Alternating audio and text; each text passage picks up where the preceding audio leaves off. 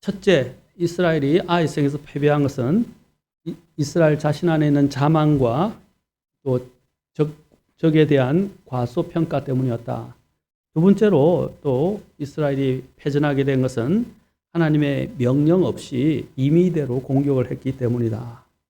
하나님의 그 명령과 신호를 기다려야 하는데 그렇게 하지 않았기 때문에. 세 번째로 자기 자신들의 전략을 세우고 그 전략으로 공격을 개시했기 때문이다 라는 것입니다.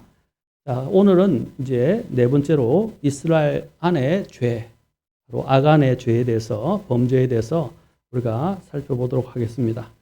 이스라엘 백성이 아이성에서 패전한 가장 큰 문제는 바로 이 점입니다. 이스라엘 안의 죄, 곧 아간의 범죄 때문이었다. 첫째, 이 죄에 대해서 한번 이스라엘 안의 죄에 대해서 보도록 하겠습니다. 우리가 앞에서 봤지만 하나님의 명령을 어긴 것이 죄입니다. 죄라는 것은 또 죄의 정의 중에 하나가 바로 하나님의 법을 어긴 것입니다. 그들은 하나님이 그들에게 주신 그 명령대로 나아가지 않았습니다. 하나님께서는 오늘 7장 1절에서 말씀하신 대로 저주받은 여리고 성에서 저주받은 물건을 취하지 말라고 명령하셨습니다. 그리고 하나님께서는 그곳에서 다만 은과 금 그리고 녹과 쇠 기구들은 모두 주께 거룩히 구분되었으니 그것들을 주의 보고에 드릴지니라 하더라는 분명한 지시를 6장 18절에서 주셨습니다. 6장 18절을 보시면, 자, 여기 보면 저주받은 물건 중에서, 자, 저주받은 물건으로부터 너희 자신을 멀리 하라 라고 말씀하시면서 저주받은 물건 중에서 취하여 너희 자신을 저주받지 않게 하고 또 이스라엘 진영을 저주거리로 만들어 괴롭게 하지 못하게 하려 함이라. 다만 은과 금 그리고 19절이죠. 다만 은과 금 그리고 녹과 쇠 기구들은 모두 주께 거룩히 구분되어 있다. 자, 이 보석들은 누구에게 구분되어 있다고요? 주님께 거룩히 구분되고 그 안에 있는 나머지는 다 저주받은 물건으로서 어떻게 해요? 네, 저주받은 물건을 취하지 말라. 그래서 그것을 취하게 되면 어떻게 한다고 그랬어요? 너희 자신이 저주받게 될 것이다 라고 말씀을 하셨습니다. 자, 그렇게 말씀을 하셨는데 이 명령을 그들은 어겼습니다. 이것은 그들의 패전의 가장 주요한 원인이 되었습니다. 그래서 7장 1절에 이스라엘 자손이 저주받은 물건으로 인하여 범법하였다라고 말했어요. 이것은 이 죄를 아간이 지었는데 이 아간의 죄를 뭐라고 말하냐면 이스라엘 자손이 저주받은 물건으로 인하여 범법하였다라고 말하고 있다는 것입니다. 여호수아서 6장 17절부터 19절에 나오는 하나님의 명령대로 자신들의 안을 살피고 재무장하는 시간이 있었더라면 아이성의 전쟁에서 패배를 사전에 예방할 수 있었을 것입니다. 그들은 자신들을 전쟁하게 뭡니까? 항상 정렬을 가다듬고 재정비하고 그 다음에 어떻게 해요? 다시 전략을 가지고 공격을 해야 되잖아요. 그렇죠? 그런데 어떻게 하냐면 그들은 전에도 이야기했지만 자신들이 승리했다는 자만심에만 취해 있었다는 것입니다. 전열을 가다듬고 재무장하고 그 다음에 또한 하면서 하나님이 뭐라고 말씀하신지에 대해서 귀를 기울이려 하지 않았던 것들이 근본적인 원인 중에 하나이기지만 이제 또한 하나님이 명령을 주신 대로 그들은 행하지 않았습니다. 이렇게 많은 이 전쟁, 영적 전쟁에서 그들의 이러한 죄들이 바로 이 안에서 있었다는 사실들을 우리가 인지할 필요가 있습니다. 많은 사람들이 아이성에서 패배한 것이 아간의 죄 때문이라고 이야기하지만 그 근본적인 원인은 그 안에 자기 자신들 안에 있는 이런 문제들을 하나님 앞에서의 이런 죄들을 살펴보지 않았다는 사실입니다. 이 죄는 어떻게 만듭니까? 바로 하나님과의 관계를 단절시킵니다. 그리고 하나님의 권능을 제한시킵니다. 죄는 또한 하나님께로부터 받는 기도 응답을 받지 못하게 합니다. 그리고 하나님이 주시고자 하는 복을 가로막습니다. 그리고 죄는 믿음의 심지어는 공동체를 패전하게 만듭니다.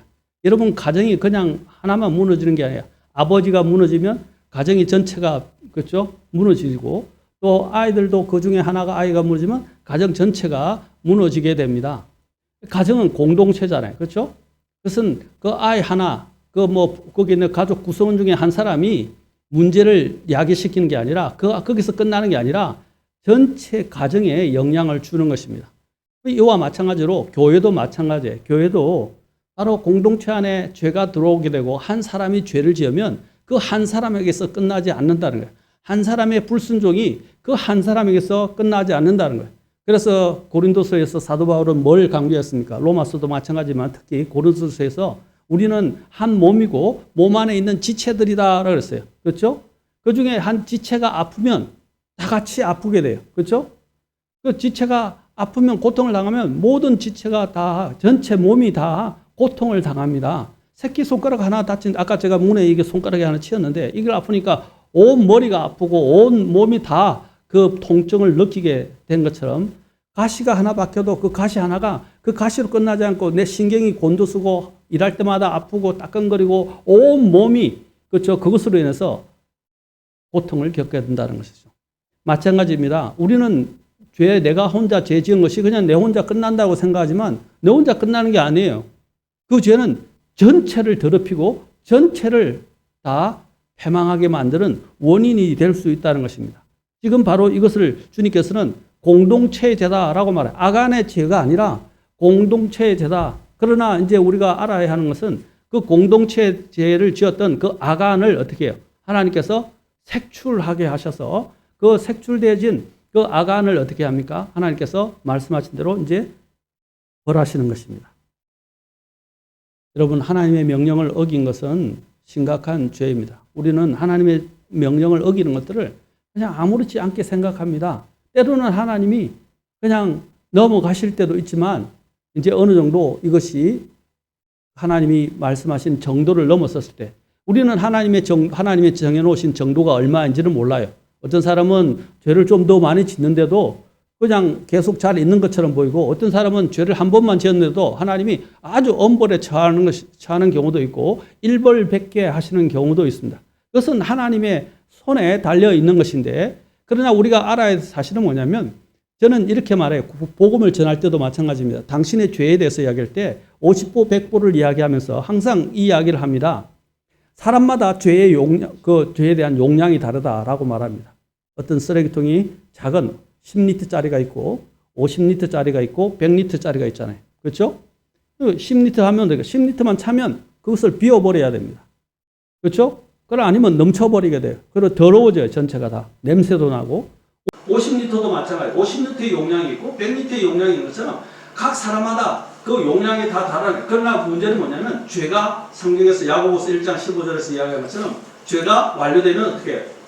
네, 사망을 이룬다라는 마치 쓰레기통이 차면 어떻게 된다고요? 쓰레기통을 비우는 것과 같은 거예요. 사람마다 그 용량이 얼마인지는 저는 몰라요. 그러나 하나님께서 그 용량이 차면 그 사람을 비울 수 있다는 것입니다.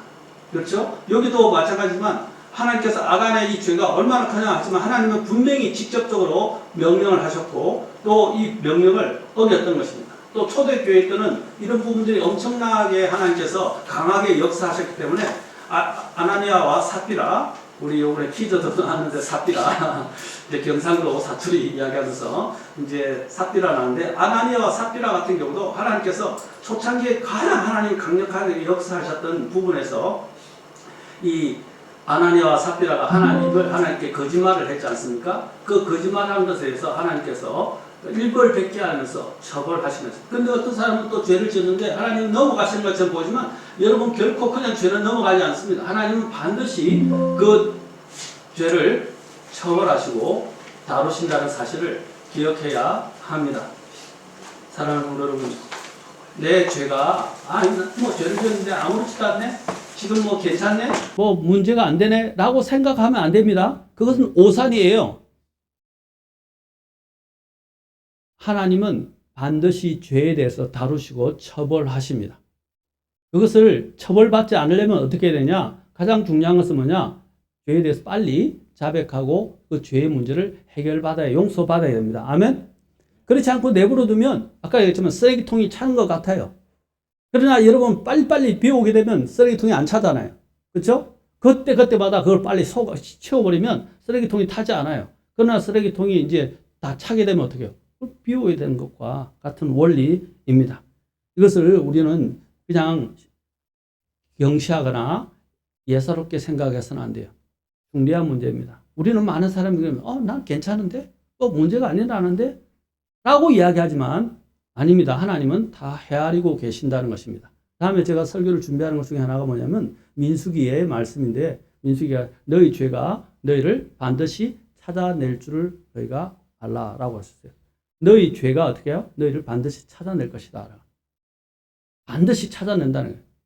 그 죄가 얼마나 무서운 것인가 하는 것을 우리는 깨달아야 한다는 것입니다. 오늘 여기서도 바로 아간의 죄는 하나님께서 보십시오. 제비를 뽑았는데 우리가 보면 이 제비를 뽑는 것이 그냥 우연히 그냥 탁탁 확률적으로 일어난다고 생각하지만 다 하나님의 손 안에 있다는 것입니다. 그래서 하나님께서 그 제비를 뽑아서 어떻게 합니까? 바로 아간에게 딱 바로 들어가게 하는 것을 보시오. 제가 말씀드렸잖아요. 그 죄가 반드시 그 사람을 찾아낸다고. 하나님은 다 보고 계시고 다 알고 계시고 그 죄에 대해서는 반드시 찾아내서 그 죄에 대해서 심판하시는 분이라는 것입니다. 그러니까 그 심판을 받기 전에 어떻게 해요? 빨리 그 문제를 자백하고 해결을 받았어야 하는 제비를 뽑아서 그 사람에게 딱 그대로 그 사람에게 이제 그 제비가 뽑힐 때까지 기다렸다는 거예요. 그 전에 나와서 어떻게 해야 돼요? 잘못했습니다. 저 때문입니다. 라고 했다면 긍휼을 얻을 수도 있었다고 저는 생각합니다. 그러나 그러지 않았잖아요. 그 일이 전쟁에 이르기 전에 그 일을 했다면 먼저 자백을 했더라면 전쟁에서도 패하지 않았을 거예요. 전쟁이 일어났었어도 이 문제가 딱 했을 때 내 죄 때문에 일어났다고 생각하고 빨리 와서 자백을 했었더라면 더 좋았지 않겠습니까? 그런데 하나님이 제비를 뽑아서 그 사람을 뽑아들까지 마치 자신은 아무 문제가 없었던 것처럼 사람들에게는 노출 안 되기 위해서 기다렸다는 사실이에요. 그러나 결국엔 어떻게 하나님이 찾아내셨다는 거예요. 사랑하는 성도 여러분, 하나님께는 우연이 없어요. 그리고 하나님은 모든 걸 보고 계십니다. 두 번째로 아간의 죄는 뭐냐면 하나님의 명령을 이스라엘 백성이라고 했지만 아간이 먼저 하나님의 명령을 지키지 않았습니다. 두 번째로 아간의 문제는 뭐냐면 바로 그 속에 있는 탐욕과 그 죄를 숨기려 하였다는 사실입니다. 유다 지파 세라의 자손 아간은 이 여리고에서 그렇죠 얻은 좋은 옷과 은 200세겔과 금덩이를 보았을 때 마음에 탐욕이 일어났습니다. 여러분 옷은 저주받았죠? 그러나 아까 뭐래서 금은은 누구에게 속했다고 그랬죠? 하나님께 속했다고. 하나님께 거룩한 하나님의 것을 강탈한 거예요. 탐욕이 들어오니까 저주받은 물건, 심지어는 하나님께 바쳐진 하나님께 거룩한 물건까지 눈에 들어오지 않는 거예요. 하나님의 말씀이 하나도 눈에 들어오지 않아요. 그 탐욕이 그의 마음을 불살라 버려가지고 그는 어떻게 해요? 그 탐욕에 의해서 결국 하나님을 무시하고 하나님의 명령을 어긴 것입니다. 이것은 하나님을 업신여긴 거예요. 하나님을 쉽게 본 것입니다. 그래서 그걸 보자마자 탐욕이 일어나서 이걸 취하고 어떻게 했다고 되어 있어요? 그의 장막에 숨겼다라고 말하고 있어요. 자기 장막에 숨겼다고 말하고 있어요. 여러분 이것은 얼마나 큰 죄는요. 우리가 그래요. 죄는 아까 하나님 앞에 왔을 때 아까 빨리 자백해야 되는데 그걸 숨기면 숨길수록 여러분들은 비참하게 됩니다. 하나님은 엄밀한 사람들이 모르는 엄밀한 모든 죄까지 다 보실 수 있는 분이에요. 하나님을 속일 수 없어요. 하나님께 우리가 거짓말을 할 수 있지만 하나님을 속일 수는 없어요. 가외로 여러분 사도행전 5장을 보시면 아까 그 아나니아와 삽비라에 대해서 이야기했는데 개역 성경에서는 아나니아와 삽비라가 하나님을 성령님을 속였다라고 그래요. 하나님을 속였다고 그랬어요. 성령님을 속였다라고 되어 있어요. 근데 그것은 잘못된 번역입니다. 하나님을 속일 수 없어요. 그는 속였다거나 하나님은 속아 넘어가시는 분입니까? 아닙니다. 킹제임스 성경에서는 하나님께 거짓말했다 나와요. 하나님은 속일 수 없어요. 그렇죠? 우리가 하나님을 속일 수 있다는 것은 잘못된 것은 하나님의 신성을 더럽히는 것입니다. 하나님은 속임을 당하지 않습니다. 다 아십니다. 우리가 하나님께 거짓말은 할 수 있어요. 오늘 여기서 보면 여기도 아간도 그는 하나님을 속일 수 있다고 생각했지만 하나님을 속일 수 없었습니다. 여러분, 탐욕이 무엇입니까? 다른 사람이나 다른 것, 자기 것이 아닌 것 소유에 대해서 욕심을 가지는 것을 말합니다. 이 그리스어로 보면 이 탐욕이라는 것들을 우리가 그리스어로 살펴보면 이 단어는 더 움켜쥔다라는 것이 있어요. 더 움켜쥔다라는 것입니다. 그러니까 무엇인가를 지나치게 원하는 마음이 주로 물질적이고 세상적인 것들에 대한 강한 욕망이 넘쳐서 그것을 실제로 이제 가지려고 하는, 그렇죠? 마음에서 비롯돼서 그 일이 진행되는 것입니다. 그래서 성경은 탐욕은 아주 무서운 죄라고 말하고 있습니다. 우리는 탐욕이 괜찮을 거라고 생각합니다. 그러나 이 세상에서 일어나는 모든 많은 범죄들이 무엇 때문입니까? 바로 돈 때문이고 탐욕 때문입니다. 탐욕에서. 그렇죠?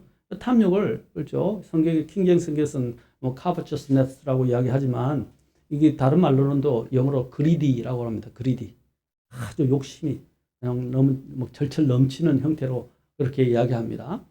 그래서 아주 욕심이 많은 이런 형태를 성경은 그냥 단순한 인간의 어떤 그런 마음, 뭐 지나친 마음의 욕심이라고 이야기할 줄 모르지만 성경은 분명히 탐욕은 죄다라고 말합니다. 그래서 히브리서 나중에 보겠지만 13장 5절에서는 너의 행실을 탐욕이 없게 하고 가진 것들로 만족하라 라고 말씀하십니다. 행실을 어떻게 하라고요? 탐욕이 없게 하라 라고 말씀하십니다. 여러분, 탐욕은 또한 성경에서 뭐라고 말하고 있습니까? 몇 가지 탐욕에 대해서 우리가 성경을 좀 찾아보면 골로새서 3장 5절에서는 뭐라고 말합니까? 그러므로 땅에 있는 너희 지체들을 죽이라. 우리가 이름도 부르지 말아야 될 것 목록 중에 하나가 뭐냐? 성경은 탐욕이다. 골로새 3장 5절은 탐욕이다 말합니다. 자, 뭐라고 그러냐면 곧 행음과 부정함과 무절제한 애정과 악한 욕정과 탐욕이니 이렇게 말했어요. 몇 가지 나왔습니까? 5가지. 행음, 부정함, 이게 보면 성적인 것과 마음의 욕심과 또 무절제한 애정. 이것도 보면 이런 성적인 것과 많이 관련이 있는 것 같아요. 또 무절제한 애정. 또 성적인 것뿐 아니라 뭐와 관련이 있는 것 같아요. 무절제한 애정 하면 여러 가지 떠올리지 않습니까? 그렇죠? 절제하지 못하는 애정. 그 다음에 악한 욕정, 탐욕이라고 되어 있어요. 그런데 탐욕을 뭐라고 또 정의하느냐면 우상숭배다라고 해요. 여러분, 다른 것보다도 탐욕에 대해서 특별히 더 한 번 더 언급을 하면서 탐욕은 뭐라고요? 우상숭배다. 우상숭배는 하나님 가장 싫어하시잖아요. 그렇죠? 그 말은 뭐냐면 마음이 하나님보다 다른 것들을 내가 탐내고 다른 것들을 내가 더 가지려고 하는 것들에 완전히 더 많이 중점을 두고 있다라는 것을 말하는 것입니다. 더 많이 하나님보다. 그래서 하나님보다 이 세상적인 것들, 하나님을 신뢰하지 않고 세상적인 것들에 더 많은 가치를 두게 만드는 것이 탐욕이라고 할 수 있습니다. 탐욕은 하나님을 대신해서 물질이나 세상적인 즐거움을 우상처럼 숭배하는 것이 됩니다. 우상은 뭡니까? 그것을 더 하나님보다 섬기는 것이 아닙니까? 하나님보다 더 사랑하고 하나님보다 더 섬기는 것입니다. 우리는 그런 욕심을 부리고 더 많이 가지려고 하는 것이 나쁘냐? 저는 지금 가지는 것을 성취하는 것이 나쁘다고 말씀드리는 게 아니에요. 무엇보다? 하나님보다 더 사랑하고 하나님보다 더 많이 가지를 움켜쥐려고 그러고 하나님보다 어떻게 하나님을 정도를 하나님 주신 법이 있잖아요. 그 법의 정도를 넘어서는 거예요. 그것은 하나님을 기쁘시게 할 수 없습니다. 우리는 종종 물질적 성공이나 세상의 기준을 따라 행복을 추구하려고 하는 유혹에 빠질 수 있습니다. 하지만 이런 마음이 탐욕으로 이어지게 될 때 우리는 하나님보다 물질을 더 중요시하게 되고 그것이 우상 숭배로 변질되어 수 있다는 사실을 경계해야만 합니다. 탐욕으로 인해서 형벌을 받고 또 멸망했던 성경적 사례를 봅시다. 아간이 대표적이었고 아까 제가 말씀드렸던 아나니아와 삽비라 같은 경우도 말씀드렸죠. 일종의 명예욕이 있어요. 자신들의 믿음을 다른 사람들에게 내가 이런 사람이다 하고 더 잘 드러내려고 했던 거예요. 그러나 그 마음에는 뭡니까? 자기가 갖고 있는 것들을 숨기고 있었잖아요. 이것도 무서운 겁니다. 무서운 거예요. 우리는 그런 경우가 많아요.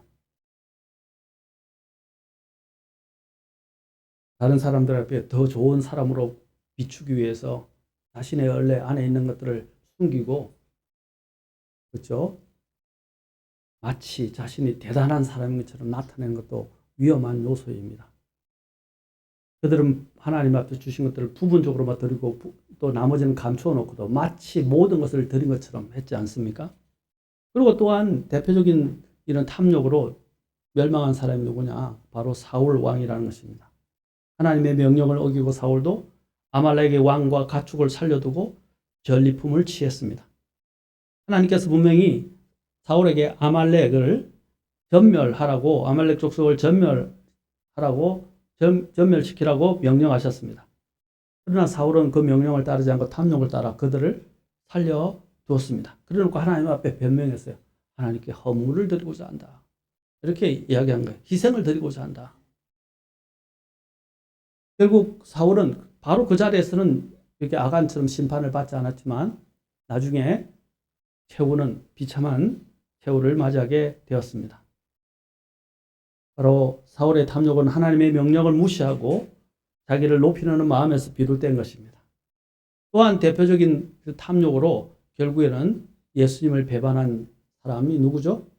가롯 사람 유다임을 보게 됩니다. 마태복음 26장에 나오죠. 사울 왕은 사무엘상 15장에 잘 나오고 있습니다.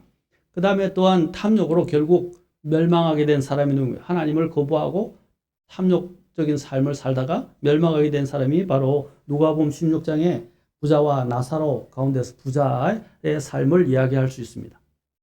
또한 몇 가지 더 든다면 여러분 알고 있는 엘리사 전에 읽었죠. 열왕기하 우리가 묵상을 했는데 엘리사의 종이 누구죠? 게하시라는 종이 있습니다. 그 게하시가 어떻게 했습니까? 나만 장군이 엘리사에게 와서 그렇죠? 이제 달란트와 옷을 선물로 주려고 했는데 엘리사는 거절했죠. 그런데 게하시가 어떻게 해요? 우리 주인이 왜 이걸 안 받아? 하고 달려가서 마치 엘리사가 보낸 것처럼 해가지고 거기에서 어떻게 해요? 옷 두 벌을 요청하게 됐고, 그렇죠? 그것을 엘리사는 다 알고 있었다는 것입니다. 하나님의 선지자였던 엘리사는 그것을 다 알게 됐습니다. 그래서 엘리사는 그것으로 인해서 큰 대가를 치르게 되었죠. 바로 탐욕이 가져오는 하나님의 심판을 잘 보여준다고 할 수 있습니다. 또 대표적으로 또 탐욕으로 예수님을 십자가에 넘겨준 사람들이 있는데 바로 유대인의 종교 지도자들, 대표적으로 바리새인들과 사두개인들, 종교 지도자들이라고 할 수 있어요. 대표적으로 바리새인들이 그랬습니다. 특히 사두개인들도 마찬가지예요. 사두개인들은 항상 정치적이었고 부자였다고 그랬죠. 대개 종교 지도자들은 그 당시에서 부자였어요. 하나님이 부를 하나님이 책망하시는 건 아니지만 그들은 하나님보다 사실은 그들은 부와 명예, 자기 자신들을 드러내는 일에 더 그들은 관심을 두었다는 사실입니다. 그들은 하나님이 주신 백성들을 관심이 없었어요. 하나님의 명령들을 진짜로 마음으로부터 순종하는 데는 관심이 없었어요. 이러한 탐욕은 믿음의 본질을 왜곡하게 만들고 하나님을 나중에는 결국에는 거부하게 만드는 위험성을 가지고 있습니다.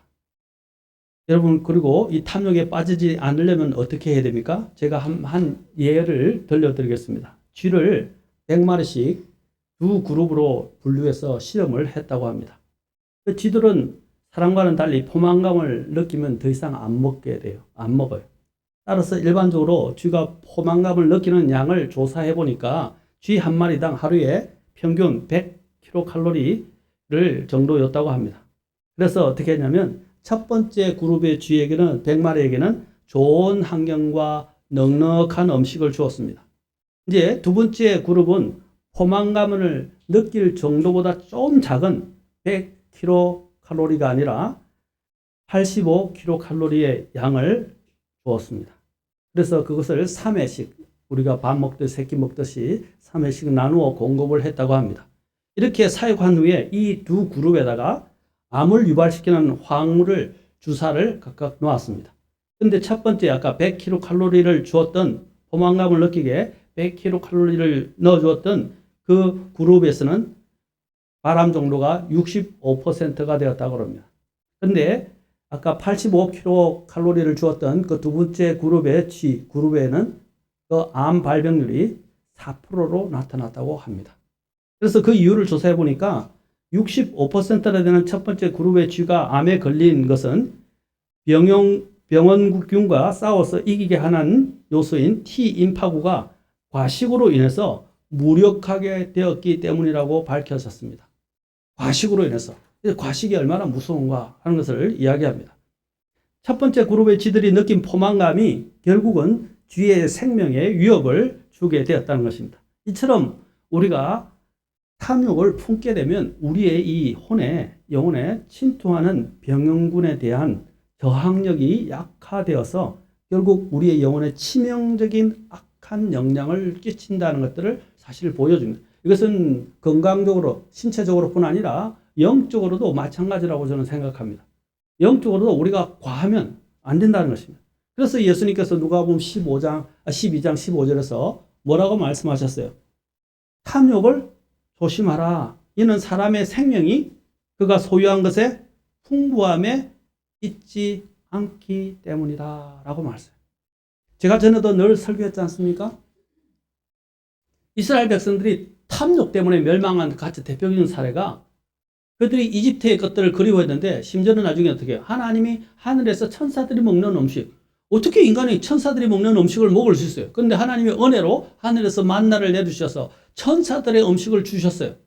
그렇죠? 그것은 사실 실증이 나지 않는 음식이에요. 그런데 이 사람들이 어떻게 해요? 이걸 막 이렇게 굽고 저렇게 요리하고 뭐 삶고 굽고 온갖 요리로 이제 만들어요. 뭐 요리법을 가지고 맛있게 먹는 것은 좋은 거예요. 그런데 어떻게 해요? 이제 나중에는 네, 그들이 그것에 대해 실증을 낼 뿐 아니라 하나님 뭘 구했습니까? 네, 고기를 구했죠. 심지어는 마늘, 부추 이것뿐 아니라 고기까지 구했다는 거예요. 고기 없어도 그들은 살 수 있었어요. 네, 천사들이 먹는 음식을 먹고 있었으니까. 근데 고기를 구했을 때 어떻게 됐죠? 그들이 고기를 딱 입에 넣는 순간 어떻게 해요? 하나님께서 심판을 내주셔서 그들이 그 올무가 되고 오히려 그들에게는 사망에 이르는 멸망당하게는 원인이 됐다. 왜 하나님께서 그들을 고기를 주시고 난 다음에 그들을 멸망시켜요? 바로 불평하고 탐식, 바로 탐욕에 마음이 사로잡혔기 때문입니다. 그래서 여러분 고린도전서 10장에 보면 이스라엘 백성이 망했던 결과 중에 하나가 무엇입니까? 그렇죠? 행음, 그 다음에 나오지만 탐욕도 그 중에 하나였다는 사실입니다. 탐욕. 이 탐욕은 무서운 것입니다. 그래서 우리 한자 사자성어 중에는 뭐가 있죠? 과유불급이다 하는 말이 있어요. 정도를 지나치면 미치지 못한 것 같다. 이렇게 있어요. 정도가 지나치다라는 것입니다.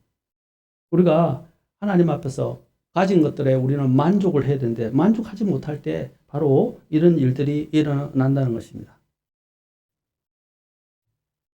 사랑하는 성도 여러분, 좋은 것도 이 세상에 있는 것 좋은 것도 어떤 좋은 것도 너무 지나치면 오히려 해가 되는 법입니다. 너무 많이 물질을 소유하는 것도 오히려 해가 되는 것입니다. 그래서 제가 아까 이스라엘 백성이 고기를 원했던 탐욕에 대해서 말씀드렸지만 우리의 모든 길이 내가 원하는 대로 잘 되고 또 모든 것들이 성공하고 모든 것들이 풍부하게 주어지는 것이 그게 복이 아니에요. 근데 잘못된 기독교에서는 어떻게 하냐면 예수님을 믿으면 만사 형통, 삼박자 축복이니 뭐 이렇게 하면서 모든 것들이 다 성공하고 형통해야 하나님이 주신 복이라고 생각하는 그것은 거짓된 복음이에요. 아까 했죠. 하나님께서 늘 강조하는 게 뭐예요? 과유불급. 가진 것으로 만족하라라는 거예요. 그 가진 더 많이 성취하려고 그러고 많이 이루려 하는 건 나쁜 게 아니에요. 아까 얘기했지만 지나치게 아까 하나님보다 앞서서 하나님의 것을 멀리하기 시작하면서 그런 것들을 자꾸 욕심을 내고 가지려고 그러고 그래서 하나님을 섬기지도 않고 하나님께 드리지도 않고 하나님께 헌신하지도 않고 이렇게 살아가는 삶이 결코 그것은 그에게 독이 된다는 거예요. 근데 오늘 그런 사람들 얼마나 많아요. 우리가 조심해야 될 것 중에 하나 뭐냐면 어떤 사람들이 그래요. 지금 하나님께 섬겨야 되는데 뭐냐면 하나님은 내가 지금 바쁘니까 돈을 많이 벌게 해주시고 하나님이 나에게 많은 것들을 주시면 내가 성공하면 그때는 하나님께 다 드리고 하나님 앞에 큰 일을 할 것이다. 그거 다 거짓말이에요. 제가 이야기하잖아요. 지금 현재 하나님이 주신 것에 대해서 11조를 안 드리면 성공했을 때 11조를 드릴 수 있을 것 같아요? 안 드려요. 근데 우리는 어떻게 생각하냐면 난 성공하면 절대로 내 믿음을 변하지 않고 내가 이 믿음을 지키고 11조를 드릴 거야. 그거는 자기를 과신한 거예요. 우리 인간은요, 굉장히 마음이 간사해요. 그래서 우리의 마음이 이 세상의 어떤 사람보다도 부패했다고 성경은 말하는 거예요. 우리의 마음을, 그걸 기만이라고 그래요. 우리는 우리 마음을 믿으면 안 돼요. 지금 현재에 신실하지 않고 신실하게 드리지 않는다면 미래에는 올지 안 올지도 몰라요. 그렇죠? 그리고 그 미래에 그 성공한다고 해서 그 사람이 그 아까 약속한 대로 드릴 것 같습니까? 제가 전에도 이야기했지만 단순하게 생각해 보세요. 100만 원에서 10만 원 내는 것, 만 원에서 1,000원 떼는 거 쉬워요. 그런데 거기 만약에 1,000만 원에서 100만 원을 떼고 억에서 1,000만 원을 떼는 거 쉬울 것 같아요? 아니에요. 똑같은 10분의 1인데 하나님이 더 많이 주셨는데도 더 많이 안 드리고 오히려 사람들은 그것이 자기가 드리는 것만 생각해서 이것이 많다라고 생각을 하는 거예요. 그래서 고린도전서에서는 11조라고 규정 안 하고 고린도서 16장에서 뭐라 했어요? 하나님께서 너에게 번성하게 하시는 대로 비례에 대해서 비례적으로 이야기를 했어요. 번성하게 하셨으면 어떻게 해요? 그만큼 더 하나님 앞에 드려야 된다라고 말했어요. 그래서 어떤 분은 이 11조를 비례헌금이라고 말하고 있어요. 근데 그런 마음이 지금 아까 가장 내가 작은 데서부터 신실하게 드리지 않으면 내가 많은 것을 가지고 있을 때도 못한다는 거예요. 그래서 하나님이 이 땅에서 우리를 뭘 훈련시켰습니까? 작은 것에서부터 신실한 것. 이 땅에 있는 동안에서부터 신실한 것. 바로 그것을 훈련시키시는 거예요. 맞습니까? 그래야만이 우리가 믿음에서 이 탐욕에 빠지지 않게 됩니다. 그래서 자족하는 마음을 가져야 된다. 지금 현재에 신실해야 된다. 그리고 세 번째, 하나님을 우선시해야 된다. 네 번째, 하나님을 신뢰하면서 살아가야 한다는 것입니다. 이 순서를 지킨다면, 이것을 우리의 마음속에 지킨다면 우리는 탐욕에 빠지지 않게 됩니다. 주님은 말씀하셨어요. 아무도 두 주인을 섬길 수 없다. 그가 한 주인을 미워하고 다른 주인을 사랑하든지 혹은 그가 한 주인을 받들고 다른 주인을 멸시할 것이기 때문이라. 너희가 하나님과 만몬을 겸하여 섬길 수 없느니라. 마태복음 6장 24절. 여러분 소유는 요즘 뭐와 다 관련되어 있어요? 돈과 관련되어 있잖아요. 돈. 다 돈과 관련돼요. 그 돈 뒤에는 뭐가 있다고 그랬어요? 돈을 사랑하는 것이 모든 악의 뿌리라고 그랬어요. 개역 성경은 일만악이라고 그랬어요. 그러나 킹제임스 성경에서는 모든 악의 뿌리라고 그랬어요. 여러분 다 여기서 지금 일어나는 이 세상에 이런 모든 전쟁, 그리고 일어나는 모든 일들이 다 무엇과 관련됐어요? 돈과 관련됐어요. 돈. 여러분 돈을 버는 것이 나쁜 게 아니라 돈을 사랑하지 말라는 거예요. 그래서 불을 추구하지 말라고 하셨어요. 그래서 부하고자 한다는 그 불 자체를 이야기하는 게 아니라 부하고자 하는 그 욕심에 대해서 말씀하신 거예요. 디모데전서 6장에서 경고하고 있지 않습니까? 그래서 만족함이 있는 경건은 큰 이득이 되고 우리에게 주님께서 디모데전서 6장에서 뭘 말씀하셨습니까? 디모데전서 6장 한번 가서 봅시다. 가서 보겠습니다. 이제 거의 앞에 온도를 좀 낮춰주시면 좋을 것 같네요. 앞에는 꺼도 될 것 같아요. 네. 자, 디모데전서 6장에서 사도 바울이 왜 이것을 강조했는가 한번 우리가 좀 더 깊이 있게 생각해야 합니다. 그래서 이제 우리는 누구를 의뢰해야 하는가, 의지해야 하는가. 17절 보면 다른 것보다도 17절 보겠습니다. 이 세상에서 부유한 자들에게 명하여 그들이 높은 마음을 품지 말고. 자, 이 부유하게 되면 사람이 마음이 높아져요. 그리고 불확실한 재물을 신뢰하지만 어떤 재물요? 네, 불확실한 재물. 그 다음에 오직 살아계신 하나님, 곧 우리에게 누릴 수 있는 모든 것들을 풍성하게 주시는 분을 신뢰하고 라고 말하고, 그 다음에 18절 선을 행하고 선한 일들에 부유하며 베풀기를 좋아하고 기꺼이 나누어 주게 하며, 19절 같이 읽습니다. 또 시작. 때를 대비하여 자기들을 위해 좋은 기초를 쌓게 할지니 이것은 그들이 영원한 생명을 붙들게 하려 함이라. 다가올 때를 대비하라. 그래서 자기들 다가올 때를 위해서 이 땅에서 있는 동안 어떻게 해요? 자기들을 위해 좋은 기초를 쌓아라 라고 말합니다. 그것이 영원한 생명을 붙드는 것입니다. 자, 그러면 탐욕의 끝이 뭐냐? 오늘 제가 좀 탐욕에 대해서 많이 강조하는데 간단하게 탐욕의 끝은 고린도전서 5장 10절부터 또 에베소서 5장 5절에도 나옵니다. 고린도전서 5장 10절 11절에 뭐냐면 하나님의 왕국을 상속받지 못한다. 이거 큰 경고예요. 아주 무서운 경고입니다. 탐욕하면 어떻게 한다고요? 하나님의 왕국을 상속받지 못한다. 이스라엘 백성이 탐욕 때문에 어떻게 했어? 가나안 땅에 못 들어갔죠. 그렇죠? 광야에서 다 쓰러져 죽었어요. 바로 탐욕 속에 있으면 하나님께서 하나님의 왕국을 상속받지 못한다라고 분명히 말씀하셨어요. 그래서 에베소서 5장 5절에 보면 너희는 이것 곧 호색꾼이나 부정한 사람이나 탐욕을 부리는 자 곧 우상 숭배자는 결코 아무도 그리스도와 하나님의 왕국에서 어떠한 상속 유업도 받지 못한다는 것을 알기 때문이라 라고 말씀했어요. 이제 마지막으로 간단하게만 또 언급하겠습니다. 그 죄가 그냥 하나님의 명령을 어기고, 그죠? 그냥 탐욕의 죄에서 그친 것뿐 아니라 아간에서 끝난 것이 아니라 뭐라 그랬어요?